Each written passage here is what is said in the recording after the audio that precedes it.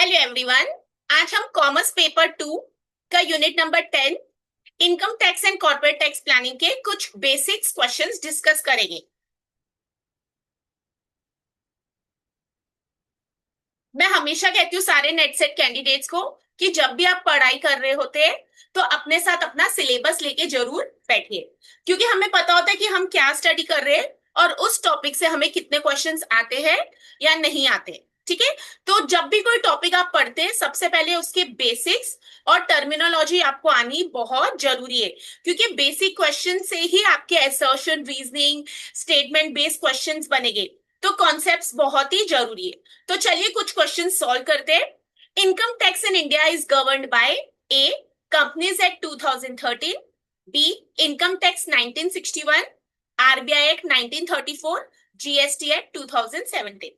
ठीक है, तो अगर आप सबको ये करेक्ट आंसर पता था तो यस, आप सबको 2 मार्क्स मिल गए। याद रखिए, इतने बेसिक क्वेश्चंस अब नहीं आते, बट यस, यही क्वेश्चन को आपको बनाने के लिए क्रोनोलॉजिकल ऑर्डर भी आ सकता था, असेंडिंग और डिसेंडिंग ऑर्डर का भी क्वेश्चन बन सकता था। ठीक है, तो जब भी आप एक क्वेश्चन को पढ़ रहे हैं एनालाइज कीजिए कि इसके कितने वेज में क्वेश्चंस बन सकते हैं। तो यहाँ पर करेक्ट आंसर है इनकम टैक्स एक्ट 1961। ठीक है, कंपनीज एक्ट का ईयर याद रखिए 2013, income tax 1961, RBI act 1934, GST act 2017। Question को डिफिकल्ट बनाने के लिए ईयर के साथ डेट्स भी आ सकती है। So here the correct answer is option number B, income tax act 1961। ठीक है, तो income tax act 1961 governs the administration and collection of income tax in India. ये थोड़ी सी एक्सप्लेनेशन आपको पता होनी चाहिए। चलिए, अब यहाँ पर क्वेश्चन है प्रीवियस ईयर मींस। मैं आज आपको बेसिक्स करा रही हूँ क्योंकि ये ना बहुत इंपॉर्टेंट है जब आप डिफिकल्ट लेवल क्वेश्चंस पर पहुंचते। तो previous year means financial year immediately preceding assessment year, calendar year only, future accounting year, tax free period. अगर आपको करेक्ट आंसर पता है तो आपको 2 मार्क्स मिल जाते हैं और आप कमेंट सेक्शन में मुझे मैसेज करके बता भी सकते हैं। ये सारे कॉन्सेप्ट्स हमने बीकॉम और एमकॉम में पढ़े होते हैं। ठीक है, कॉमर्स में। तो प्रीवियस ईयर और असेसमेंट ईयर में क्या डिफरेंस है वो अब मैं आपको बताती हूँ। तो यहाँ पर हमारा करेक्ट आंसर है A, financial year immediately preceding the assessment year. अब क्या होता है ना, अगर हमारी इंग्लिश वीक है तो हमें प्रीसीडिंग का मतलब नहीं पता, अदर इमीडिएटली का मतलब नहीं पता, तो हम आंसर को नहीं कर पाएंगे सॉल्व। तो याद रखिए, मैं ऐसे नहीं कह रही हूँ कि आपको बेसिक इंग्लिश नहीं आती, बट जब आप इस लेवल पर आ जाते हैं कि आप नेट सेट की प्रिपरेशन कर रहे हैं, कोई भी हेजिटेशन मत रखिए। अगर आपको मीनिंग नहीं पता है तो आप पहले उसको स्टडी कीजिए। ठीक है, वो बुक्स ही खरीदिए जिससे आप कंफर्टेबल। तो पढ़ लेते हैं प्रीवियस ईयर और असेसमेंट ईयर का डिफरेंस, क्योंकि बहुत बार इसमें से क्वेश्चन आते हैं और इसी के बेसिस पर आगे हमारे क्वेश्चंस बनते हैं। तो पहले आपको करेक्ट आंसर पता था financial year immediately preceding the assessment year. Why? Because income earned during previous year is assessed in the assessment year. ठीक है, चलिए तो बेसिस पढ़ते हैं। मीनिंग है previous year means the year in which income is earned. तो अगर मैंने 25-26 में इनकम अर्न की है तो वो मेरा असेसमेंट ईयर उसका कौन सा होगा, ईयर होगा 26-27। ठीक है, जैसे हम टीचिंग में एकेडमिक ईयर देखते हैं, यहाँ पर हम कौन सा ईयर देखते हैं ये हमको पता होना चाहिए।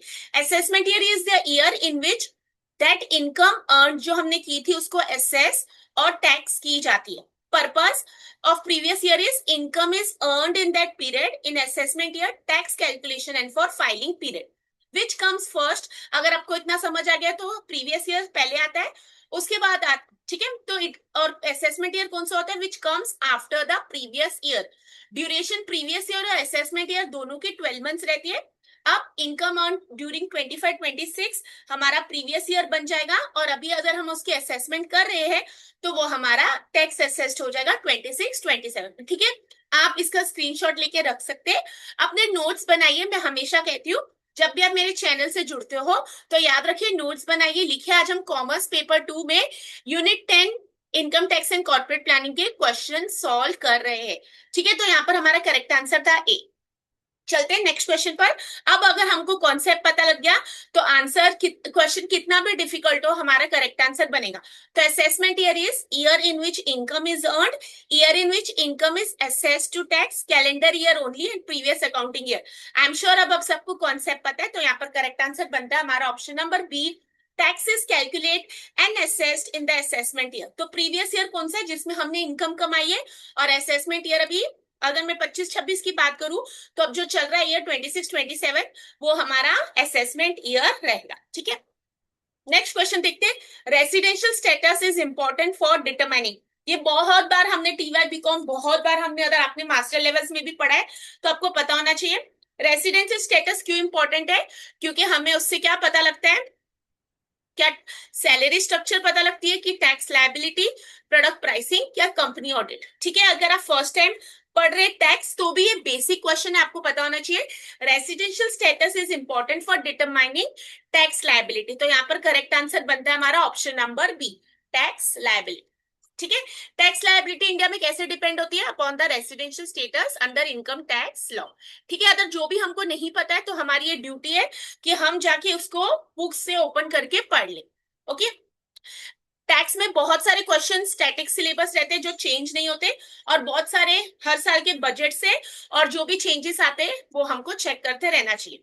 A resident tax payer in India is taxed on Indian income only, foreign income only, global income और एग्रीकल्चर इनकम ओनली। ठीक है, resident tax payer in India वो टैक्स होता है ग्लोबल इनकम पर। ठीक है, resident individuals are taxed on world wide income, आप कहां पर भी इनकम कमा रहे हो, आप रेसिडेंट ऑफ इंडिया हो तो आपको टैक्स लगेगा। ठीक है, तो यहाँ पर करेक्ट आंसर हमारा ग्लोबल इनकम। चलिए, income from salary is taxable under, अगर आपको याद हो तो हमारी कितने सारे होते हैं इसके हेड्स, वो भी आज मैं आपको रिवाइज करा दूंगी। तो income from salary is taxable under house property, business income, salaries और कैपिटल गेन्स। तो जैसे क्वेश्चन से ही समझ आ रहा है, तो यहाँ पर करेक्ट आंसर आपका बनता है option number C, salaries. Salary incomes includes wages, pension, bonus and allowances. अगर आपको हेड्स ऑफ इनकम पता है तो आप फिर उसको स्टडी कर सकते हैं। ठीक है, तो यहाँ पर अब मैं बता रही हूँ आपको हेड्स ऑफ इनकम, उनके मीनिंग और कुछ एग्जांपल्स। तो आज 2 मिनट में आपके ये कॉन्सेप्ट भी क्लियर हो जाएगा। Income from salary, income receive from employer employ relationship. तो अगर आप सैलराइड इंडिविजुअल हो और आपको आपके एम्प्लॉयर से सैलरी मिल रहा है, तो एग्जांपल जैसे सैलरी, बोनस, पेंशन और ग्रेचुटी। ठीक है, तो अगली बार क्वेश्चन बन सकता है इनमें से बताइए कौन सा इनकम फ्रॉम सैलरी है। तो हो सकता है आपको ऐसे 4 ऑप्शंस दे दे, सैलरी, बोनस, पेंशन और रेंट फ्रॉम हाउस, और आपको पता होना चाहिए कि rent from house income from salary नहीं है। इनकम फ्रॉम हाउस प्रॉपर्टी में आपके पास क्या है, income from ownership of property और बिल्डिंग। ठीक है, बहुत इन डेप्थ कॉन्सेप्ट है, कभी हम पढ़ेंगे। रेंट फ्रॉम हाउस और building example, profits and gains of business of profession जिसको हम पीजीबीपी बोलते हैं, income from business of professional activities, shop profit, consultancy fees, doctors income. ठीक है, capital gains, profit from sale of capital assets, sale of land, shares, gold, इसमें short term long term दोनों रहते हैं। Income from other sources, residual income not covered elsewhere, interest, lottery winnings, gifts, इस पर कितना tax लगता है या कुछ पेनल्टी होती है क्या, ये भी आपको पता होना चाहिए। ठीक है, अगर आप इसको डिटेल में पढ़ना चाहे तो आप इसको पढ़ लीजिए। तो मैंने यहाँ पर लिखा इनकम फ्रॉम सैलरी में क्या क्या इंक्लूड होता है। It is applicable when there is an employer-employee relationship. So it includes basic salary, dearness allowance, bonus, commission, pension, perquisites such as car accommodation, etc. Example: if a professor is earning salary of rupees 8 lakh and he is getting bonus of rupees 50,000, then it is taxable under income from salary because he is a salaried employee. ठीक है, तो क्या क्या cover होता है ये आप ये भी ध्यान दीजिए, उसके ऊपर क्वेश्चन बन सकता है। नेक्स्ट हेड हमारा income from house property, tax charge on income earn from owning property. ठीक है, आपके पास प्रॉपर्टी है, अब इसमें कंडीशंस रहती है। SSC must own the property, property में बी रेंटेड और डीम्ड टू बी rented. ठीक है, it includes rent received from house, shop or building. Example: you are getting rent from apartment 25,000 per month. It is taxable under income from house property.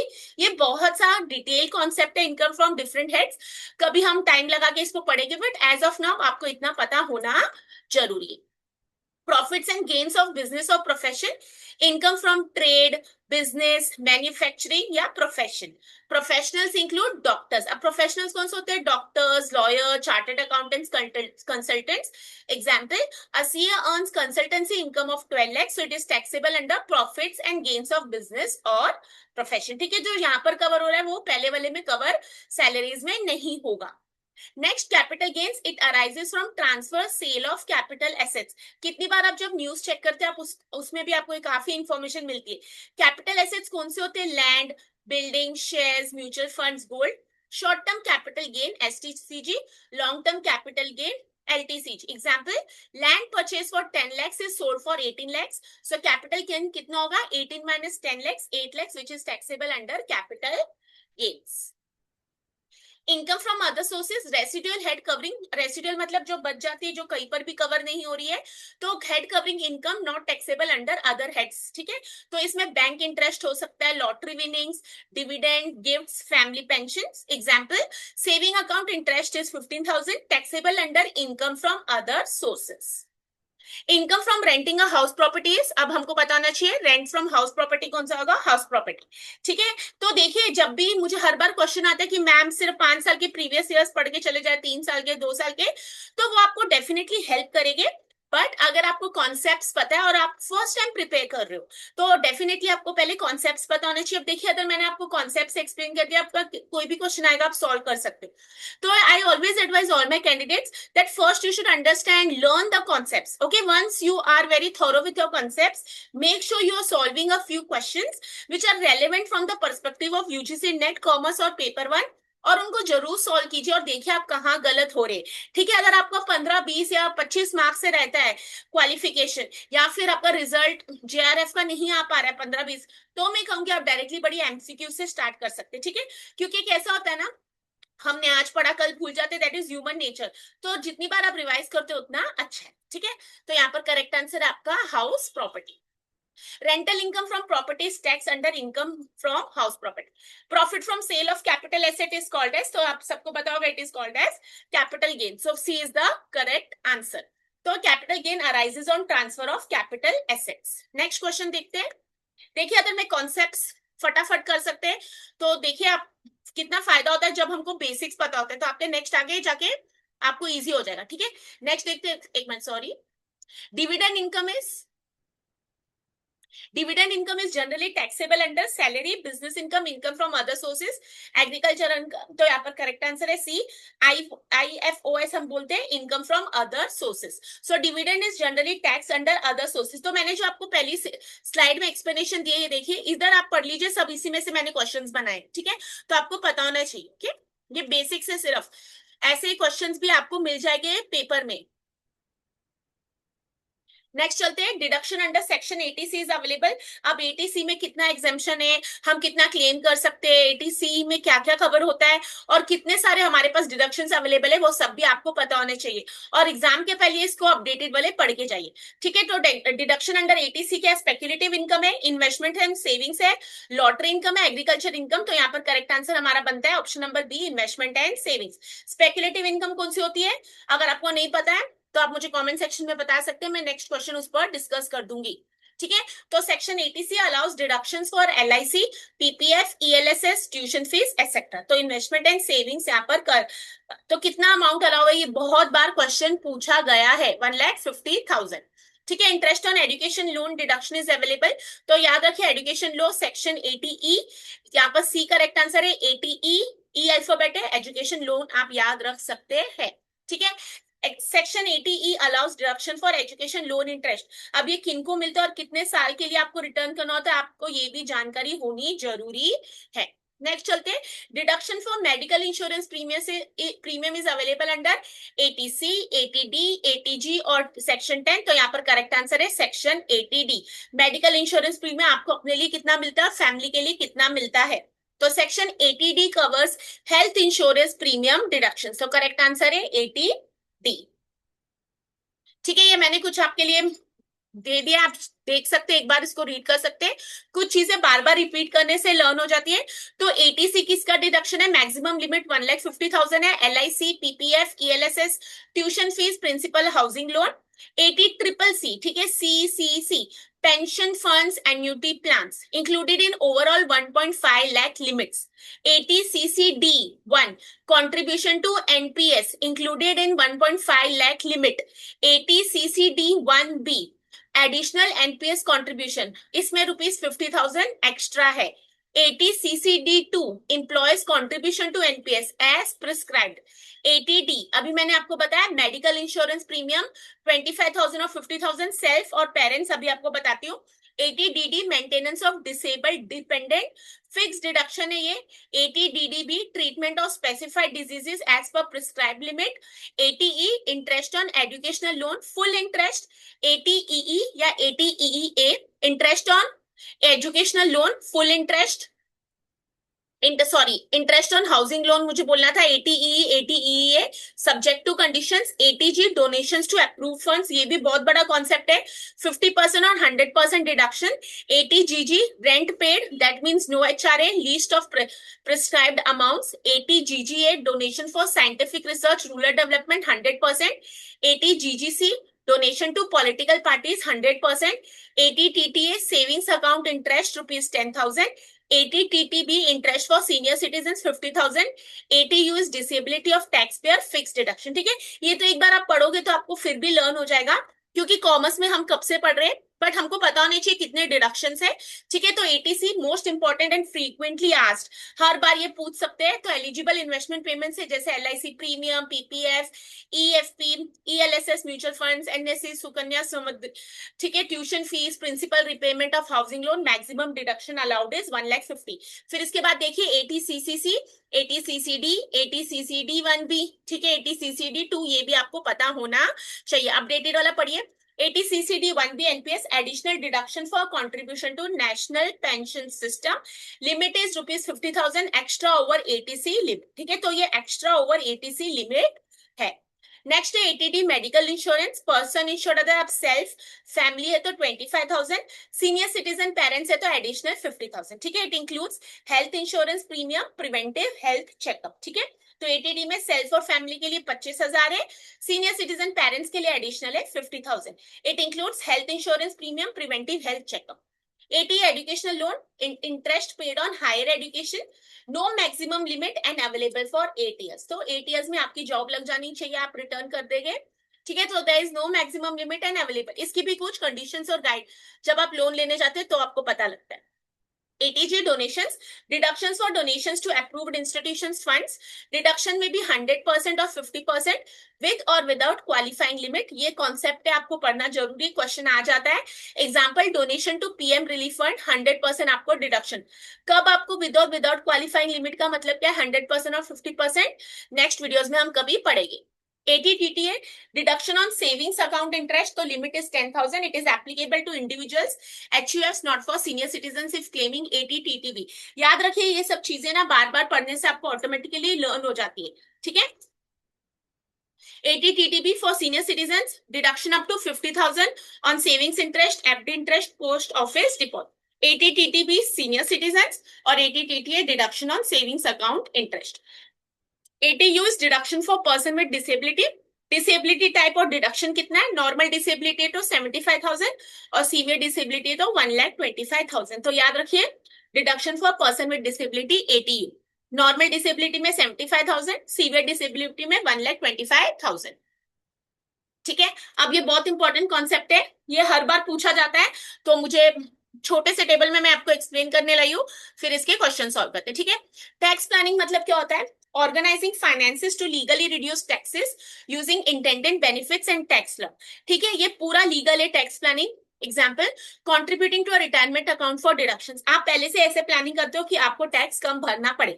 Okay, so this is completely ethical and legal, it is encourage, आप smart way से कर सकते हैं। तो it is organising finances to legally reducing taxes using intended benefits and tax law.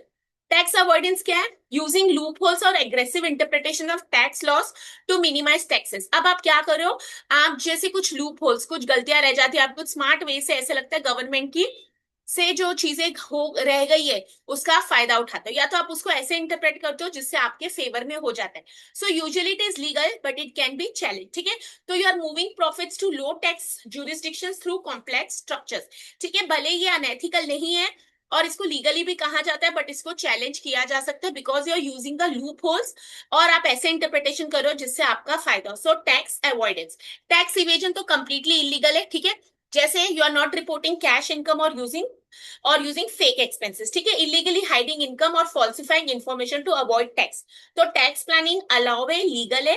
Tax avoiding आप benefits ले रहे हैं, लूप होल्स का आप चालाकियों से कर रहे हैं, ठीक है, पूरा अनएथिकल नहीं है, बट कोई भी इसको क्वेश्चन कर सकता है। और टैक्स इवेजन कंप्लीटली इलीगल है, आप गलत तरीके से चीजें कर रहे हैं, चीजें रिपोर्ट नहीं करें। तो टैक्स प्लानिंग अवॉइडेंस इवेजन हर बार पूछा गया है। कभी कभी ऐसे क्वेश्चंस आते हैं असर्शन रीजनिंग के, टैक्स अवॉइडेंस में टैक्स प्लानिंग के बारे लिखा होगा और टैक्स प्लानिंग में टैक्स इवेजन के बारे एंड आपको पूछा जाएगा, ठीक है। So tax planning means illegal reduction of tax, legitimate arrangement to minimise tax liability, non payment of tax, concealment of income. तो legitimate arrangement to minimise tax liability is the B option is the correct answer, ठीक है, because tax planning uses legal provisions to reduce tax burden. Tax evasion is legal tax reduction, illegal non-payment of tax, investment planning, claiming deduction. So आपको मैंने बताया था tax evasion illegal है, तो यहाँ पर करेक्ट आंसर बनता है option number B. Tax evasion involves concealment of fraud and is punishable, ठीक है, तो आप झूठ बोल रहे, फ्रॉड करे और punishable. Next, tax avoidance refers to illegal tax fraud, exploiting loop holes, तो ये करेक्ट आंसर है। Paying extra tax voluntarily, government subsidy, ठीक है। Tax avoidance is technically legal but ethically questionable, okay. तो ये थे हमारे आज कुछ क्वेश्चंस, बेसिक कॉन्सेप्ट्स जो मैंने आपको बताए हैं, और इनमें से आपको डेफिनेटली एक दो क्वेश्चन तो आ ही जाता है। हमेशा जब भी आप कोई टॉपिक पढ़ते हो पहली बार, उसके बेसिक से स्टार्ट कीजिए, फिर आप आगे बढ़िए, ठीक है। अगर आप पहली बार मेरे चैनल से जुड़ रहे हैं और अब तक मेरे चैनल से लाइक जुड़े अभी तक नहीं है, नोट्स नहीं बनाए कभी, तो मेरे चैनल से जुड़ जाइए, लाइक शेयर और सब्सक्राइब कर दीजिए, और अपने फ्रेंड्स के साथ भी चैनल शेयर कर सकते हैं। तो अगर आपको पता हो तो बस लास्ट डेट है फॉर्म फिलिंग की 20 तक ये मेरे ख्याल से, तो आप फॉर्म भर दीजिए, लास्ट डेट के लिए वेट नहीं कीजिए। और अगर आप फर्स्ट टाइम प्रिपेयर करें तो मेरे चैनल पर बहुत सारी वीडियोस है कॉमर्स की और जनरल पेपर 1 की, और अगर आप रिवीजन करें तो भी आपको वो वीडियोस हेल्प करेगी, ठीक है। तो जाते समय मैं हमेशा बोलती हूँ all the best, may you all qualify, और चैनल को सब्सक्राइब जरूर कर दीजिए। फिर मैं मिलती हूँ आपसे नेक्स्ट सेशन में, टिल देन टेक केयर और पढ़ते रहिए।